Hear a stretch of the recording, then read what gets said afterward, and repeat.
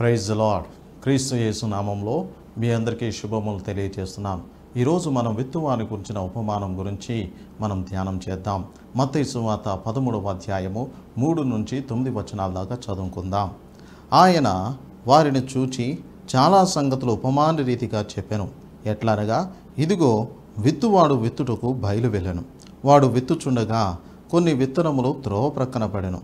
పక్షులు వచ్చి వాటిని మింగివేసెను. కొన్ని చాలా మన్ను లేని రాతి నేలన పడెను. అక్కడ మన్ను లోతుగా ఉండనందున అవి వెంటనే మొలిచెను గాని సూర్యుడు ఉదయించినప్పుడు అవి మాడి వేరు లేనందున ఎండిపోయెను. కొన్ని ముళ్ళ పొదలలో పడెను.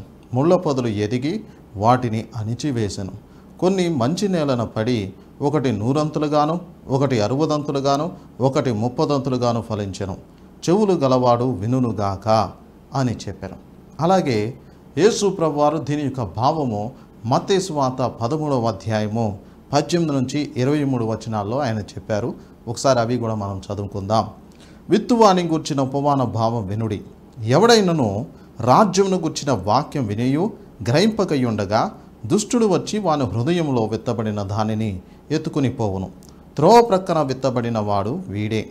రాతి నేలన విత్తబడిన వాడు వాక్యము విని వెంటనే సంతోషంతో దాన్ని అంగీకరించువాడు. అయితే అతనిలో వేరు లేనందున అతడు కొంతకాలం నిలుచును కానీ వాక్యము నిమిత్తం శ్రమైనను హింసైనను కలుగుగానే అభ్యంతరపడును. ముళ్ళ పొదలలో విత్తబడిన వాడు వాక్యం వినువాడే గాని ఐహిక విచారమును ధనమోహమును ఆ వాక్యమును అణిచివేయను గనక వాడు నిష్ఫలుడవును. మంచి నేలన విత్తబడిన వాడు వాక్యము విని గ్రహించువాడు. అట్టి వాడు సఫలులై ఒకడు 100 ఒకడు 60 ఒకడు 30 ఫలించునెను అని రాయబడి ఉంది. దేవుని బిడ్డలారా, మనము ఆఖరి రోజుల్లో ఉన్నాం, ఆఖరి దినాల్లో ఉన్నాం, అంత్య దినాల్లో ఉన్నాం. యేసు ప్రభువారు చెప్పిన ఇక ఉపమానాలన్నీ పరలోక రాజ్యానికి సంబంధించిన ఉపమానాలే. పరలోక రాజ్యంలో ఏ వ్యక్తి అయినా వెళ్ళాలి అన్నా ఈ ఉపమానంలో ఉన్న మర్మాలు తెలుసుకోకుండా మనము అంత ఈజీగా పరలోక రాజ్యంలోకి వెళ్ళలేం. ఇప్పుడు ఈ వాక్యంలో యేసు ప్రభువారు విత్తువాని గురించిన ఉపమాన భావాన్ని ఆయన చాలా చక్కగా వివరించాడు. కానీ దానిలో చాలా మర్మము దాగి ఉంది. 30% ఫలించడం అంటే ఏంటి? 60% ఫలించడం అంటే ఏంటి? 100% ఫలించడం అంటే ఏంటి? చిన్నప్పటి నుంచి ఈ భావాన్ని, ఈ వాక్యాన్ని నేను చాలాసార్లు వింటున్నాను. మీరు కూడా ఈ వాక్యం చాలా సేవకుల ద్వారా వింటున్నారు. కానీ 30% ఫలించడం ఏంటో ఏ ఒక్క సేవకుడు ద్వారా కూడా నేను తెలుసుకోలేకపోయాను. 60% ఫలించడం అంటే ఏంటి, 100% ఫలించడం అంటే ఏంటి అనేది ఏ ఒక్క దైవ సేవకుడి ద్వారా కూడా నేను తెలుసుకోలేకపోయాను. వాళ్ళు ఫలించాలని చెప్పారు కానీ అసలు 30% ఫలించడం అంటే ఏంటి, 60% ఫలించడం అంటే ఏంటి, 100% ఫలించడం అంటే ఏంటి, అది పెద్దగా విషాదపరచలేదు. బహుశా ఎవరైనా చెప్పి ఉండొచ్చు, కానీ నాకు ఆ గ్రహింపుకు రా. కానీ ఈ వాక్యాన్ని నేను ధ్యానం చేసే కొలదే దేవుడు కొన్ని మర్మాలు ఆయన బయలుపరిచాడు. సో వాక్యము యేసు ప్రభువారు దాదాపుగా 16 నుంచి 18 ఉపమానాలు ఆయన పరలోక రాజ్యం గురించి ఆయన బోధించాడు. ఈ ఉపమానాలన్నీ ఈ యొక్క నిత్య జీవం కొరకైన ఉపమానాలు, పరలోక రాజ్యానికి సంబంధించిన ఉపమానాలు. అసలు ఎందుకు విత్తనం విత్తబడాలి? విత్తనం అంటే ఏంటి? విత్తనం అంటే దేవుని యొక్క వాక్యం. ఎందుకు ఈ విత్తనం దేవుడు విత్తుతున్నాడంటే, మనం గనక యోహాను సువార్త 12వ అధ్యాయము 24 నుంచి 26 వచనాల దాకా చూస్తే అక్కడ యేసు ప్రభువారు ఒక మాట అన్నారు. గోధుమ గింజ భూమిలో పడి చావకుండిన ఎడల అది ఒంటిగానే ఉండును, అది చచ్చిన ఎడల విస్తారముగా ఫలించును. తన ప్రాణమును ప్రేమించువాడు దాన్ని పోగొట్టుకును. ఈ లోకంలో తన ప్రాణమును ద్వేషించువాడు నిత్య జీవం కొరకు దానిని కాపాడుకునని మీతో నిశ్చయంగా చెబుచున్నాను అని యేసు ప్రభువారు చెప్పారు. అసలు ఈ విత్తనం వాక్యం అంటే ఏంటి? వాక్యము, విత్తనం అంటే వాక్యం. ఈ వాక్యం మనకి ఎందుకు అవసరం అంటే నిత్య జీవంలోకి ప్రవేశించడానికి ఈ వాక్యము ఎంతో అవసరం. ఈ ఉపమానం అసలు కేవలం క్రైస్తవులకి ఒక విధంగా చెప్పాలి అంటే, సో మీరు 30% అన్న ఫలించాలి. మీరు పరలోక రాజ్యంలోకి వెళ్ళాలి అంటే ఈ భూమి మీద మీరు 30% అన్నా ఫలించిన వారై ఉండాలి, లేదా 60% అన్నా ఫలించిన వారై ఉండాలి, లేదా 100% అన్నా ఫలించిన వారై ఉండాలి. ఈ మీరు కనుక ఏ విషయంలోనూ ఫలించకపోతే పరలోక రాజ్యంలోకి ఎట్టి పరిస్థితుల్లో మీకు ప్రవేశం లేదు. యేసు ప్రభువారు ఈ ఉపమానం దేని గురించి చెప్తున్నాడంటే, మీరు నిత్య జీవంలోకి ప్రవేశించాలి అంటే మీరు ఫలించాలి. ఎందుకే 30% ఫలించడం అంటే ఏంటి? మనం ధ్యానం చేద్దాం. సో దీనిలో ఈ ఉపమానంలో మనకి 4 రకాల గుంపు ప్రజలు ఉన్నారు. కొంతమంది ఒకళ్ళేమో త్రోవ పక్కన విత్తబడిన వారు, రెండవ గుంపు వారు రాతి నేలను విత్తబడిన వారు, మూడవ గుంపు వారు ముళ్ళ పొదల్లో విత్తబడిన వారు, నాలుగవ గుంపు వాళ్ళు మంచి నేలను విత్తబడి 30దంతులుగా 60దంతులుగా 100ంతులుగా ఫలించిన వారు. సో 3 గుంపులు వారు నిష్ఫలులయ్యారు. ఒక గుంపు మాత్రం వాళ్ళు ఫలించారు. ఎంత ఫలించారంటే 30%, 60%, 100% వాళ్ళు ఫలించగలిగారు. ఇంతకే త్రోవ పక్కన విత్తబడిన వారు ఎవరు? సో ఈ ఉపమానంలో మనం తెలుసుకోవాల్సిందంటే, మనం గనక పరలోకం వెళ్ళాలి అంటే ఖచ్చితంగా మనము ఫలించాలి. మంచి నేలన వాక్యం విత్తబడింది. సో వాక్యం మీ దగ్గరికి వచ్చింది. వాక్యము ఏదో ఒక రూపేణ ఈ రోజులో ప్రతి ఒక్క వ్యక్తి దగ్గరికి వాక్యం అనేది దేవుడు పంపిస్తున్నాడు. ఆ వాక్యము మీకు టీవీ ద్వారా దేవుని వాక్యం ప్రకటింపబడుతుంది, యూట్యూబ్లో సోషల్ మీడియాలో దేవుని వాక్యం ప్రకటింపబడుతుంది. ఎవరో వచ్చి మీ కరపత్రం ద్వారా ఆ వాక్యం వస్తుంది. ఎవరో ఒకళ్ళు రోడ్డులో ప్రసంగించడం బట్టి వాళ్ళు పెద్ద పెద్ద కోటాలు పెట్టి వారి వాక్యాన్ని బోధిస్తున్నారు. నిత్య జీవం కొరకైన వాక్యము వారు ప్రకటిస్తున్నారు. యేసు ప్రభువు గురించిన వాక్యము, సిలువను గురించిన వాక్యము వాళ్ళు ప్రకటిస్తున్నారు. ఈ వాక్యాన్ని వాడు గనక తృణీకరిస్తే వాళ్ళు ఎట్టి పరిస్థితుల్లో పరలోక రాజ్యంలోకి ప్రవేశించలేరు. ఫిలిప్పీలు రాసిన పత్రిక 3వ అధ్యాయం 20వ వచనంలో ఏమని రాయబడింది? మన పౌరస్థితి పరలోకమందున్నది అని రాయబడింది. అలాగే హెబ్రీయులకు రాసిన పత్రిక 11వ అధ్యాయం 13వ వచనంలో మనం ఈ లోకంలో యాత్రికులమై ఉన్నాం, పరదేశులమై ఉన్నాం. ఈ భూమి మీద ఎక్కువ కాలం మనం జీవించలేము. మనము జీవిత కాలం చాలా అత్యల్పం. ఈ భూమి మీద మనం జీవించేది చాలా తక్కువ దినాలు. కానీ మనం ఒక రోజు ఎక్కడికి వెళ్ళాలంటే పరలోకం వెళ్ళాలి. ఈ భూమి పైన మనం మరణించిన తర్వాత ఒకటి పరలోకమన్నా వెళ్ళాలి, రెండవది పాతాళానికన్నా వెళ్ళాలి. సో పరలోకం వెళ్ళాలి అంటే ఖచ్చితంగా మనము ఫలించేవారిగా ఉంటేనే పరలోక రాజ్యంలో మనకి ప్రవేశం లభిస్తుంది. సో ఈరోజు మనం మత్తయి సువార్త 13వ అధ్యాయం 19వ వచనంలో, ఎవడైనాను రాజ్యమును గుర్చిన వాక్యం వినియు గ్రహింపకై ఉండగా దుష్టుడు వచ్చి వాని హృదయంలో విత్తబడిన వాక్యమును ఎత్తుకునిపోవును. త్రోవ ప్రక్కన విత్తబడిన వారు వీరే. ఇది మొదటి గుంపు. సో మొదటి గుంపు విత్తువాడు విత్తాడు, వాక్యం వెళ్ళింది, ఆ విత్తనము ఆ వ్యక్తి దగ్గరికి వెళ్ళింది, కానీ ఆ విత్తనము అతని హృదయంలో విత్తబడింది. కానీ వెంటనే దొంగ ఏం చేశాడు? యోహాను సువార్త 10వ అధ్యాయం 10వ వచనం ప్రకారం దొంగతనానికి, హత్యకి, నాశనానికి తప్ప మరి దేనికి రాడు. సో దొంగతనానికి వస్తాడు, హత్య చేయటానికి వస్తాడు, నాశనం చేయటానికి వస్తాడు. మనం ఎక్కడైనా సరే వాక్యం విత్తంగానే ఆ విత్తనము ఆ వ్యక్తి విన్న తర్వాత అతని హృదయంలో విత్తబడిన తర్వాత ఆ విత్తనము దొంగ వచ్చి వెంటనే తీసుకుని వెళ్ళిపోతాడు. అప్పుడు వాళ్ళు ఏమవుతారంటే నిష్ఫలులవుతారు. అంటే వాక్యం వీరి దగ్గరికి వస్తుంది కానీ వాక్యానికి వీరు చోటు ఇవ్వరు, వీరికి ఆ మనసు వీళ్ళకి ఉండదు. అందుకే యాకోబు రాసిన పత్రిక 1వ అధ్యాయం 22-23 వచనములో యాకోబు అంటాడు, మీరు వినువారు మాత్రమయ్యుండి మిమ్మును మీరు మోసపరుచుకొనకుండా వాక్య ప్రకారం ప్రవర్తించిన వారయ్యుండుడి. ఎవడైనను వాక్యమును వినువాడయ్యుండి దాని ప్రకారం ప్రవర్తింపిన వాడైతే వాడు అద్దములో తన సహజ మొహమును చూచుకుని మనుషుని పోలి ఉన్నాడు. వాడు తన్ను చూచుకుని అవతలికి పోయి తానెట్టివాడు వెంటనే మరిచిపోవును కదా అని వాక్యంలో రాయబడి ఉంది. సో వాడు వింటాడు కానీ వెంటనే దాన్ని మరిచిపోతాడు. వాడు మరిచిపోయాడు అంటే దానికి కారణం ఎవరంటే సాతాను, దొంగ వచ్చి వాడిలో విత్తబడిన వాక్యాన్ని తీసుకుని వెళ్ళిపోయాడు. సువార్త అనేక మందికి ప్రకటింపబడుతుంది కానీ అనేక మంది దాన్ని తృణీకరిస్తున్నారు. సువార్త విలువ ఇప్పుడు తెలియదు. యేసు ప్రభు విలువ ఇప్పుడు తెలియదు. యేసు ప్రభు సిలువను గుర్చిన వార్త విలువ ఇప్పుడు తెలియదు. ఒకసారి చనిపోయిన తర్వాత ఆ వ్యక్తి గనక పాతాళంలోకి వెళ్తే పాతాళంలో ఆ బాధను అనుభవించేటప్పుడు అప్పుడు ఆ వాక్యం విలువ వాళ్ళకి తెలుస్తుంది. అప్పుడు వాళ్ళు ఎంతగానో ప్రయాసపడి ప్రభువుని బతిమలాడుకుంటారు. సిలువను గుర్చిన వార్త మేము తృణీకరించేమే ఆ రోజు పశ్చాత్తాపడతారు. కానీ ఆ వ్యక్తికి అప్పుడు పాప క్షమాపణ ఉండదు. ఈ పాప క్షమాపణ గుర్చిన సిలువను గుర్చిన వార్త ప్రతి ఒక్క వ్యక్తి దగ్గరికి వెళ్తుంది. కానీ చాలామంది ఈరోజు తృణీకరిస్తున్నారు. వీళ్ళందరూ కేవలం నిష్ప్రయోజనమైనటువంటి వారు. వీరు ఫలించలేకపోయారు. ఇలా ఫలించలేని వాళ్ళు పరలోక రాజ్యంలోకి వారు వెళ్ళలేరు. అలాగే రెండవ గుంపు ప్రజలు మత్తయి సువార్త 13వ అధ్యాయం 20వ వచనంలో యేసు ప్రభు అన్నాడు, రాతి నేలన విత్తబడిన వారు వాక్యము విని వెంటనే సంతోషంతో దాన్ని అంగీకరించువారు. అయితే అతనిలో వేరు లేనందున అతడు కొంతకాలం నిలుచును గాని వాక్యము నిమిత్తం శ్రమైనను హింసైనను కలుగుగానే అభ్యంతరపడును. ఇది ఈ అంత్య దినాల్లో జరుగుతుంది. సువార్త యేసు ప్రభువారు ఆయన పునరుద్ధారణై ఆయన చనిపోయి ఆయన సమాధి చేయబడి 3 పగలు 3 రాత్రులు ఆయన సమాధి చేయబడి ఆయన పునరుద్ధానుడై సమాధిని బద్దలు కొట్టుకుని లేచి ఆయన పునరుద్ధానుడై ఆయన దేవుని కుడి పార్శ్వమున కూర్చున్నప్పటి నుంచి ఈ దినం వరకు సువార్త ప్రకటింపబడుతూనే ఉంది.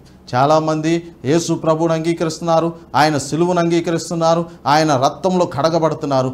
చాలామంది ఆయన తృణీకరిస్తూనే ఉన్నారు. అయితే కొంతమంది యేసు ప్రభువుని అంగీకరిస్తారు, కానీ ఆఖరి వరకు వాళ్ళు నిలబడలేరు. అందులో ఈ రెండవ గుంపు వారే. వారికి శ్రమ వచ్చినా హింస వచ్చినా వెంటనే ఏం చేస్తారంటే యేసు ప్రభువుని తృణీకరిస్తారు. నాకు తెలిసిన ఒక సంఘం ఉంది. ఆ సంఘంలోకి కొత్తగా రక్షింపబడిన భార్యాభర్తలు ఇద్దరు కలిసి ఆ సంఘానికి రావటం ప్రారంభం చేశారు. సో వీళ్ళు కొత్తగా యేసు ప్రభు గురించి విన్నారు. వీళ్ళు సంతోషంగా ఆ వాక్యాన్ని స్వీకరించారు. వాళ్ళు బాప్టిజం తీసుకున్నారు. వారు యేసు ప్రభు వాళ్ళు ప్రార్థన చేయటం మొదలుపెట్టారు. వారు సహవాసంలో కొనసాగుతున్నారు. ఇలా కాలం గడిచిపోతుంది. సడన్గా వాళ్ళ అమ్మగారు ఎవరైతే వస్తున్నారో వాళ్ళ కుటుంబ సభ్యులు ఏం చేశారంటే వీళ్ళు కొత్త మతాన్ని తీసుకున్నారు, వీళ్ళు యేసు ప్రభుని నమ్ముకున్నారు, ఇలాంటి వారు ఉండటానికి వీల్లేదు, ఇలా వీళ్ళు వేరే మతాన్ని వేరే దేవుని మన దగ్గర తీసుకురావటానికి వీలు లేదు. కాబట్టి మీరు గనక ఆ దేవుని గనక విడిచిపెట్టకపోతే, ఆ మతాన్ని గనక మీరు విడిచిపెట్టకపోతే, ఆ ఆచారాలు గనక మీరు విడిచిపెట్టకపోతే మిమ్మల్ని మేము వెలేస్తాం, ఇక మా ఆస్తిలో మీకు ఏది ఇవ్వమని చెప్పి ఆ తల్లిదండ్రులు ఆ అబ్బాయిని ఎంతగానో ఇబ్బంది పెట్టారు. సో వాళ్ళు ఏం చేశారంటే ఒక రోజు వారి ఊరికి వాళ్ళని రమ్మని పిలిస్తే భార్యాభర్త ఇద్దరు కలిసి వారి ఊరికి వెళ్ళారు. సో వాళ్ళ అమ్మగారు ఏం చేశారంటే పెద్దవాళ్ళని ఊళ్ళో ఉన్న పెద్దవాళ్ళందరూ పిలిచి వాళ్ళందరి చేత వీళ్ళు ప్రమాణం చేయించారు. ఏమని ప్రమాణం చేయించారు?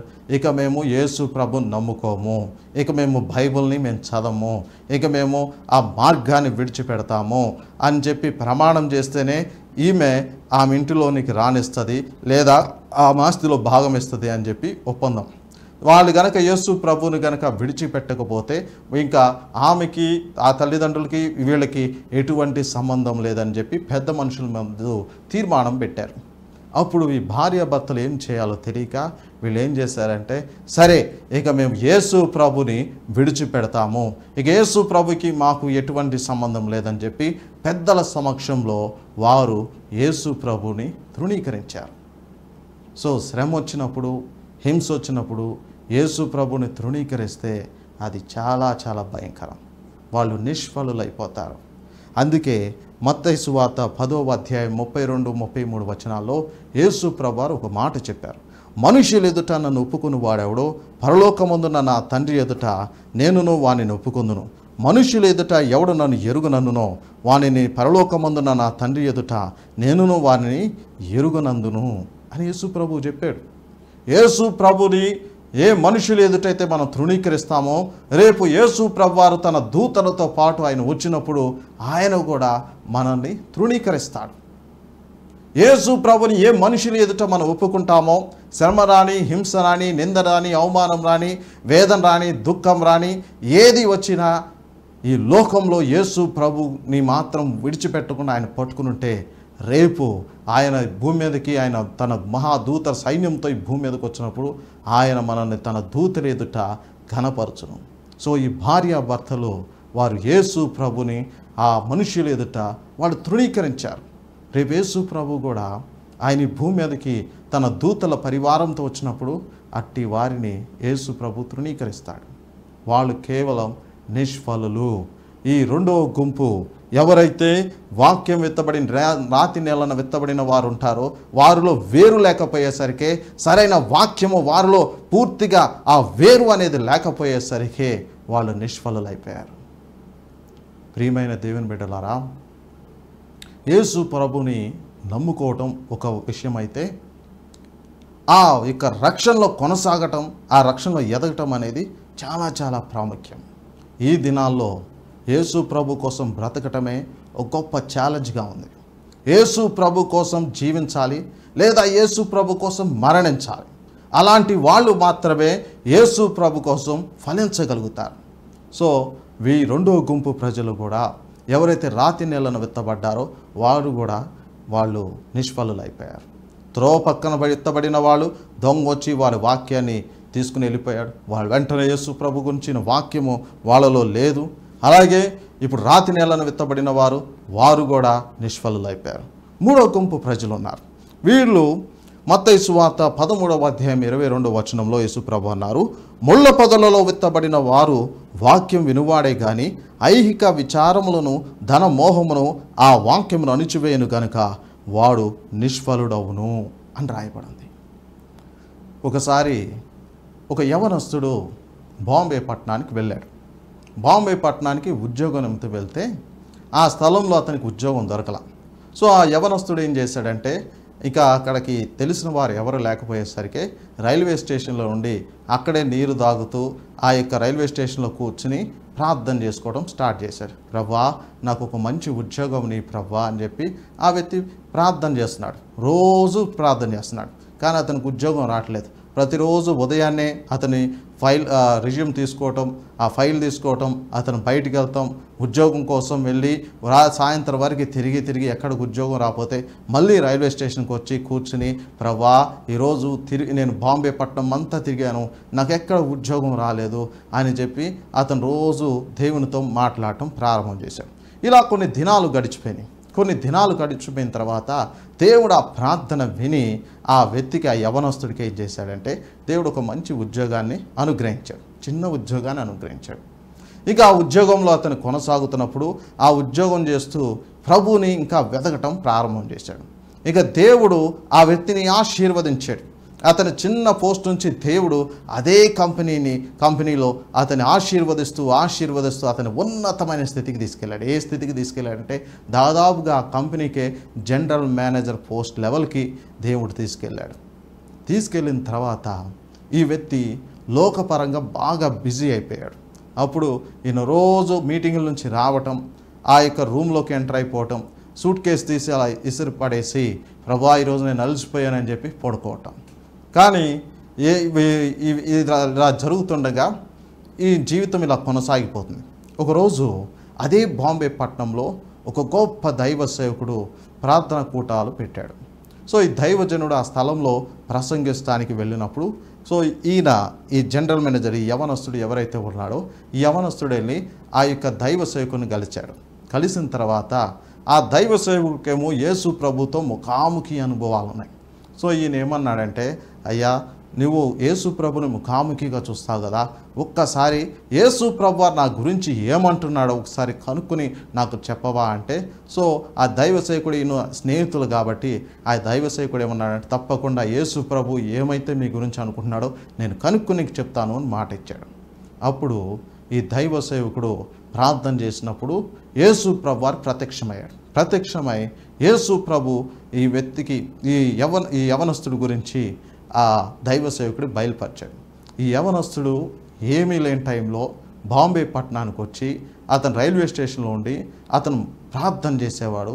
ఆ ప్రార్థన వింటాను. నేను పరలోకం నుండి దిగి వచ్చి ఆ స్టేషన్లో అతని పక్కనే నేను కూర్చుని ఆ ప్రార్థన వింటా ఉండేవాడిని. ఆ తర్వాత నేను అతనికి ఉద్యోగం ఇచ్చాను. ఆ ఉద్యోగాన్ని బట్టి అతను ఆశీర్వదించి అతను అదే కంపెనీలో గొప్ప స్థితికి తీసుకెళ్ళాను. ఇప్పుడు ఆయన ప్రార్థన విందామని నేను ప్రతిరోజు ఆయన దగ్గరికి వస్తుంటే సూట్ కేసు తీసి నా మొహాన కొట్టి, ప్రభువా నేను అలసిపోయానని చెప్పి ఆ వ్యక్తి అంటున్నాడు, చెప్పు ఆ నీ స్నేహితుడితో, అతని ప్రార్థన కోసం నేను పరలోకం నుండి వస్తే అతను ప్రార్థన చేయకుండా అతను నిద్రపోతున్నాడు అని చెప్పి. అతని లోకపరంగా ఈ ఐశ్వర్యంలో అలాగే ధన మోహమును బట్టి అతడు దేవునికి దూరం అయిపోయాడు. దేవుని చేత ఆశీర్వాదం పొందుకున్నాడు, కానీ దేవుని నుంచి దూరం అయిపోయాడు. ఇలా చాలామంది ఈ లోకంలో దేవుడు ఆశీర్వదించే కొలదే ఈ మెటీరియల్ వరల్డ్లో వాళ్ళు బిజీ అయిపోయి దేవునితో వాళ్ళు సహవాసాన్ని కొనసాగించలేక చాలామంది ఏమైపోతారంటే వాళ్ళు నిష్ఫలులైపోతారు. అందుకే తిమోతికి రాసిన మొదటి పత్రిక 2వ పత్రిక 4వ అధ్యాయం 10వ వచనంలో పౌలు అంటాడు, దేమా ఇహలోకమును ప్రేమించి నన్ను ఒంటరివాడిగా విడిచి వాడు వెళ్ళిపోయాడు అని చెప్తున్నాడు. దేమా పౌలుతో పాటు సువార్త పనిలో పాలుపంపులు పొందిన వ్యక్తి. క్రమక్రమంగా అతను ఏమైపోయాడంటే లోకాన్ని ప్రేమించడం మొదలుపెట్టాడు. ఎందుకే లోకం అంటే ఏంటి? శరీరాశ, నేత్రాశ, జీవపడంబం. ఇవి తండ్రి వలన పుట్టినవి కావు. 1 యోహాను 15-17 వచనాలు కనుక చూస్తే లోకంలో ఉన్నదంతయు శరీరాశ, నేత్రాశ, జీవపడంబం. ఇవి తండ్రి వలన పుట్టినవి కావు. ఇలాంటి వారు నిష్ఫలులైపోతారు. లోకంలో వీరికి ఆశీర్వాదాలు ఎక్కువైపోతాయి. ఆశీర్వాదాలను బట్టి వీళ్ళకి సమయం దొరకదు. ఆ సమయం దొరకపోయేసరికి వీళ్ళు దేవునితో సహవాసానికి దూరంగా వెళ్ళిపోయి వాళ్ళు ఏమైపోతారు? అలాంటి వాళ్ళు కూడా నిష్ఫలులైపోతారు. లోకపరంగా ఆశీర్వాదం ఉన్నంత మాత్రాన దేవుని చేత ఆశీర్వదించబడినంత మాత్రము చేత వాళ్ళు ఫలించినట్లు కాదు. ఫలించాల్సింది లోక విషయంలో కాదు, ఫలించాల్సింది ఆత్మ విషయంలో మనం ఫలించాలి. ఇప్పుడు 3 గుంపుల ప్రజలు 3 నేలల్లో విత్తబడిన విత్తనము నిష్ఫలమైపోయింది. ఇప్పుడు 4వ నేల మంచి నేలను విత్తబడిన వారు 30%, 60%, 100% ఫలించిన వారు. యోహాను రాసిన మొదటి పత్రిక 2వ అధ్యాయము 12 నుంచి 14 వచనాలు కనుక మనం చదివినట్లయితే, చిన్న పిల్లలారా, ఆయన నామమును బట్టి మీ పాపములు క్షమింపబడినవి కనుక మీకు రాయుచున్నాను. తండ్రులారా, మీరు ఆది నుండి ఉన్నవానిని ఎరిగి ఉన్నారు కనుక మీకు రాయుచున్నాను. యవనస్తులారా, మీరు దుష్టిని జయించి ఉన్నారు కనుక మీకు రాయుచున్నాను. సో 30% ఫలించడం అంటే ఏంటి? 60% ఫలించడం అంటే ఏంటి? 100% ఫలించడం అంటే ఏంటి? 30% ఫలించడం అంటే వీరు యేసు ప్రభుని నమ్ముకున్నటువంటి వారు, అంటే క్రొత్తగా జన్మించినటువంటి వారు. వాళ్ళు ఎంత ఫలించారంటే వీరు క్రీస్తులో పిల్లలు. క్రీస్తులో వీళ్ళ ఆత్మీయ స్థితి ఏంటంటే అప్పుడే వాళ్ళు క్రొత్తగా జన్మించారు. వాళ్ళకి ఇంక యేసు ప్రభు గురించి కానీ, ప్రత్యక్షతల గురించి కానీ, వరముల గురించి కానీ, తండ్రి గురించి కానీ, పరలోక సంబంధమైన విషయముల గురించి కానీ వారికి ఏ జ్ఞానం లేదు. వారికి ఉన్న జ్ఞానం అంతా ఏంటంటే యేసు ప్రభు పాపుల కొరకు చనిపోయాడు, ఆయన నామంలో తండ్రికయ్యు కుమారునికయ్యు పరిశుద్ధాత్మకున్న నామం తీసుకుని ఆ స్థితిలోనే ఉన్నటువంటి వారిని ఏమంటామంటే 30% ఫలించిన వారు. చాలామంది చనిపోయే సమయానికి కొంతమంది యేసు ప్రభుని నమ్ముకుని చనిపోతారు. అలాంటి వాళ్ళు ఎంత శాతం ఫలించారు అంటే ఈ భూమి మీద 30% వాళ్ళు ఫలించింది. వాళ్ళు ఫలించారు ఎంతవరకు? వాళ్ళు రక్షణ పొందుకోగలిగినంత వరకు మాత్రమే వీళ్ళు ఫలించారు. పరలోకం వెళ్తారు వీళ్ళు. ఆఖరి మూమెంట్లో చనిపోయే స్థితిలో ఉన్నప్పుడు కూడా యేసు ప్రభుని నమ్ముకుని చనిపోతే ఆ వ్యక్తి పరలోకం వెళ్తాడు. కానీ వారి ఆత్మీయ స్థితి ఎక్కడ దాకా వెళ్ళిద్దంటే పరలోకంలో మొదటి అంతస్తులోనే వీళ్ళ ఆత్మలు ఉంటాయి. పరలోకం అనేది 3 భాగాలుగా విభజించవచ్చు. మొదటి అంతస్తు, 2వ అంతస్తు, 3వ అంతస్తు. సో 3 అంతస్తులు కలిగిన పట్టణం, అది పెద్ద పట్టణం. ఈ పట్టణంలో మొదటి అంతస్తులో మహిమ తక్కువగా ఉంటుంది. 2వ అంతస్తులో మొదటి అంతస్తు కంటే 2వ అంతస్తులో మహిమ కొద్దిగా ఎక్కువ ఉంటుంది. 3వ అంతస్తులో ఇంకా మహిమ ఎక్కువ ఉంటుంది. ఈ 3 అంతస్తుల పైన దేవుని సింహాసనం ఉంటుంది. సో 30% ఫలించడం అంటే క్రొత్తగా జన్మించినటువంటి వారు అంటే యేసు ప్రభుని నమ్ముకున్నటువంటి వారు, వాళ్ళు 30% ఫలించినటువంటి వారు. అందుకే వీరిని ఏమంటామంటే వీరి బిడ్డలు, క్రీస్తునందు చిన్న పిల్లలు. అందుకే చిన్న పిల్లలారా, ఆయన నామమును బట్టి మీ పాపములు క్షమింపబడి ఉన్నవి గనుక మీకు రాయిచున్నాను అని వాక్యంలో రాయబడింది. చిన్న పిల్లలు ఏంటంటే వారి పాపాలు క్షమింపబడ్డాయి, అంతే. వారు రక్షణ పొందారు, అంతవరకే వీరి ఆత్మీయ స్థితి. వీరు ఇంకా ఎదగాలి. ఎంతగా ఎదగాలంటే 60% ఎదగాలి. 60% అంటే వాళ్ళు యవనస్తులారా, మీరు దుష్టుని జయించి ఉన్నారు గనుక మీకు రాయిచున్నాను అని వాక్యంలో రాయబడింది. యవనస్తులు ఎవరిని జయించగలరు? దుష్టుని జయించగలరు. పిల్లలు దుష్టుని జయించలేరు, సాతాన్ని జయించలేరు. చిన్నవి అప్పుడే యేసు ప్రభు నమ్ముకున్నటువంటి బిడ్డలు దెయ్యాల్ని వెళ్ళగొట్టలేరు. వారు దెయ్యాలతో పోరాటం చేయలేరు. వారు వాక్యాన్ని ప్రకటించలేరు. వారు అద్భుతాలు చేయలేరు, సూచక్రియలు చేయలేరు. వారి ఆత్మీయ ప్రత్యక్షతలు వాళ్ళకి కలగవు. కానీ వాళ్ళు రక్షణ పొందారు. వారి స్థితి ఏంటంటే అప్పుడే రక్షింపబడిన స్థితి, అంతే. 30%. 60% ఎవరైతే ఫలించారో వారు దుష్టుని జయించి ఉన్నారు అని రాయబడింది. అంటే దుష్టుని వాళ్ళు జయించారు. వారు దెయ్యాలు వెళ్ళగొడతారు, వారు దురాత్మలు అయితే వెళ్ళగొట్టేస్తారు, వారు అద్భుతాలు చేస్తారు, వారు సూచక్రియలు చేస్తారు. అపవాది మీద వాళ్ళకి అధికారం ఉంటుంది. వారు దేవుని కోసం బహుబలంగా పోరాడగలుగుతారు. వీరు యవనస్తులు అంటే 60% ఫలించినటువంటి క్రైస్తవులు. 100% ఫలించడం అంటే తండ్రులారా, మీరు ఆది నుండి ఉన్నవాణిని ఎరిగి ఉన్నారు కనుక మీకు రాయిచున్నాను అని మూడో ఫలం గురించి రాయబడింది. తండ్రులు ఆది నుండి ఎరిగి ఉన్న వాణిని గురించి రాయబడింది. ఆది నుండి ఉన్నవాడు ఎవరు? ఆది నుండి ఉన్నవారు తండ్రి అయిన దేవుడు. యేసు ప్రభు ఆది నుండి ఉన్నటువంటి వ్యక్తి. ఈ భూమి మీద ఉండంగానే ఎవరైతే యేసు ప్రభుని ముఖాముఖి అనుభవం కలిగిన వ్యక్తులు ఉంటారో, యేసు ప్రభుని ముఖాముఖిగా చూసే వ్యక్తులు ఉంటారో, వారు 100% ఫలించినటువంటి వారు. వారు ఈ భూమి మీద 100% ఫలించారు. యేసు ప్రభుతో ముఖాముఖి అనుభవం కలిగినటువంటి వారు. హానోకు దేవునితో నడిచాడు. హానోకు దేవునితో ముఖాముఖిగా నడిచినటువంటి వ్యక్తి. మోషే దేవునితో ముఖాముఖిగా నడిచినటువంటి వ్యక్తి. నోవాహు దేవునితో ముఖాముఖిగా నడిచాడు. అబ్రహాము దేవుని ముఖాముఖిగా చూశాడు, దేవునితో నడిచాడు. ఇలాంటి భక్తులు ఈ భూమి మీద ఎవరైతే ఉన్నారో, వాళ్ళు ఎవరైతే ఈ భూమి మీద ఉండంగానే దేవునితో ముఖాముఖి అనుభవం కలిగి ఉంటారో వారు 100% ఫలించినటువంటి వారు. సో వీరు దేవునితో ఉన్న సంబంధం బట్టి వీళ్ళు ఏమంటామంటే తండ్రులు.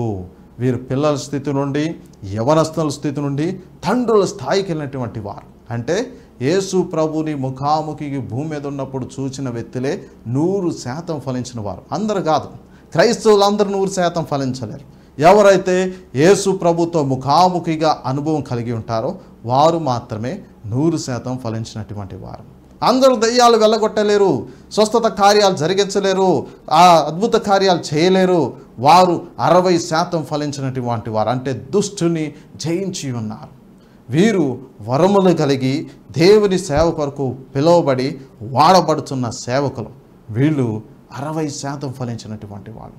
ఇక పిల్లలు 30% ఫలించడం అంటే యేసు ప్రభుని నమ్ముకుని సాదాసీదా క్రైస్తవ జీవితం జీవించి ఈ భూమి మీద నుంచి వాళ్ళు వెళ్ళిపోతే వాళ్ళు మొదటి అంతస్తులోనే, వారు రెండవ అంతస్తులో 60% ఫలించినటువంటి వారు. వీరు అధికమైన మహిమలో ఉంటారు. 3% 100% ఫలించిన వారు. వీరు 3వ ఆకాశంలో, పౌలు 3వ ఆకాశానికి వెళ్ళాడు. అక్కడ దేవదూతలను చూశాడు, యేసు ప్రభువును చూశాడు. అక్కడ మనుషులు, అక్కడ దేవదూతలు మాట్లాడే భాషలు వారు విన్నారు. సో ఇలాంటి భక్తులు వారు 100% ఫలించిన వారు 3వ అంతస్తుకి వెళ్తారు. అక్కడ మహిమ అత్యధికంగా ఉంటుంది. మొదటి అంతస్తు కంటే, 2వ అంతస్తు కంటే, 3వ అంతస్తు కంటే 3వ అంతస్తు అత్యధికమైన మహిమలో వారు ఉంటారు. వారు దేవుని సింహాసనానికి చాలా సమీపంగా ఉంటారు. ప్రియమైన దేవుని బిడ్డలారా, ఈరోజు వాక్యం అనేది మీ దగ్గరికి వచ్చి ఉంటే, మీరు కనుక యేసు ప్రభువును అంగీకరించి ఉంటే, ఇదే రక్షణ దినం, ఇదే మికిలి అనుకూల సమయం. మీరు యేసు ప్రభుని మీ సొంత రక్షకుడిగా అంగీకరించి తండ్రి కయ్యు కుమారునికై పరిశుద్ధాత్మకై నామంలో బాప్తిసం తీసుకున్నట్లయితే మీరు తప్పకుండా ఆ నిత్య జీవంలో ప్రవేశించగలుగుతారు. దేవుడు అలాంటి కృప మీ అందరికీ దయచేయునుగాక. ఆమేన్, ఆమేన్, ఆమేన్. ప్రార్థన చేసుకుందాం. స్తోత్రం తండ్రి, మీకు వందనాలు ప్రభా. నీవెంతైనా నమ్మదగిన దేవుడివి, అద్భుతాలు చేసే దేవుడివి, ఆశ్చర్య కార్యాలు చేసే దేవుడు నాయన. ఈరోజు ప్రభా మరి టీవీ ద్వారా ఎంతమంది అయితే యూట్యూబ్ ద్వారా వాక్యం వింటున్నారో, ఫేస్బుక్ ద్వారా వాక్యం వింటున్నారు, ఈ వాక్యము ప్రభా వారిలో విత్తబడి ఉండగా అది 100% ఫలించే కృప మీరు అనుగ్రహించండి ఆయన. అయ్యా తండ్రి, మేమందరం ప్రభా మీతో ముఖాముఖి అనుభవం కలిగిన ఆయన, ఈ భూమి మీదే మీతో నడిచే కృపను మా అందరికీ అనుగ్రహించండి ఆయన. ఈ బిడ్డలందరూ మీరు దీవించండి అయ్యా. వీరి గృహాల్లో ప్రభా వీరి ఎడల అపారమైన కృపించండి ఆయన. ఇంకా రక్షణ లేక, మారు మనసు లేక, ఇంకా ఈ గృహంలో ఎంతమంది అయితే ఉంటున్నారో వారందరితో మీరు మాట్లాడండి ప్రభా. అయ్యా తండ్రి, మీరే నిజమైన దేవుడని, మీరే నిజమైన రక్షణ మార్గమని, అయ్యా భూమి అయ్యా తండ్రి పరలోకం అనేది నిత్యము ఉందని, ఆ నిత్య జీవంలో మనుషుని యొక్క ఆత్మ ప్రవేశించాలని మీరు గ్రహింపగలిగి ఉండే కృపను మీరు అనుగ్రహించండి ఆయన. అయ్యా తండ్రి, ఈ రక్షణ ఈ రోజు ప్రభా ఈ వాక్యం ఈ గృహానికి వచ్చినట్టుగా ఆ గృహాన్ని అంతటికీ మీరు రక్షణ, మారు మనసు, పశ్చాత్తాప హృదయాలపై దయచేయండి ఆయన. గ్రహించండి అది ఏ వ్యాధి అయినా సరే, ఆ వ్యాధి నుండి ప్రభా బిడ్డలకి విడుదల మీరు అనుగ్రహించండి ఆయన. మీరు దీవించండి, మీరు ఆశీర్వదించండి, మీరు ఫలాభివృద్ధి కలగజేయండి. మీ మహిమను ప్రభా వీరి జీవితంలో బయలుపరచండి ఆయన. మీరు కార్యం చేస్తున్నారు, మీరు అద్భుతం చేస్తున్నారు, మీరు ఆశ్చర్య కార్యం చేస్తున్నందుకు మీకు వందనాలు. మీరు దీవించి ఆశీర్వదించి మీ కార్యం మీరు జీవితంలో సఫలం చేయండి. మీరు చేతి పనులు మీరు దీవించండి, మీరు గర్భఫలాలు మీరు దీవించండి, మీరు భూఫలాలు మీరు దీవించండి, మీరు పిండి బిస్కెట్ మీరు దీవించి ఆశీర్వదించండి, మీరు నూనె గిన్నెను మీరు దీవించి ఆశీర్వదించండి. మీరు లోపలికి వస్తున్నప్పుడు, బయటకు వెళ్తున్నప్పుడు అన్ని విధాల ప్రభావాన్ని దీవించి ఆశీర్వదించి మీ మహిమను మీరు జీవితంలో బయలుపరచమని ఈ బిడ్డలందరూ మీ హస్తాల్లో పెడుతూ మీకే సమస్త మహిమ, ఘనత, ప్రభావాలు తెలియజేస్తూ యేసు మహిమగల నామములో ప్రార్థించి వేడుకుంటున్నాం తండ్రి. ఆమేన్, ఆమేన్. God bless you. Praise the Lord.